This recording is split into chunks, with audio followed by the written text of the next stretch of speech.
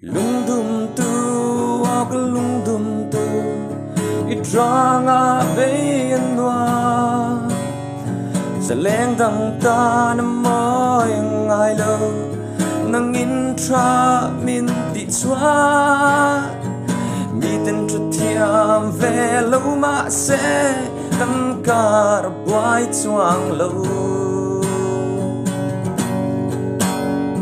Sa mình ngăn xe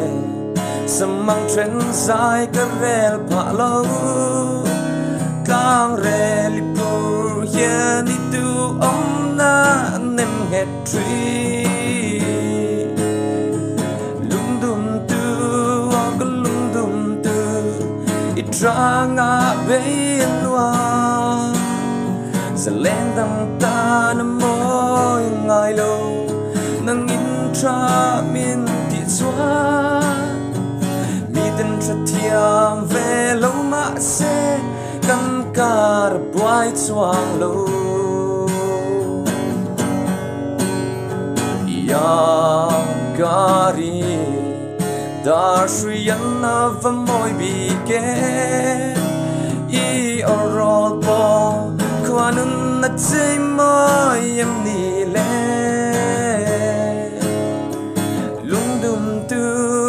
cái Lungdumtu itranga beyenwa seleng dang ta nam moy ngai lo nang intra min ti chua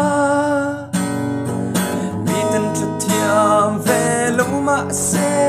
kan kar boy chuang lo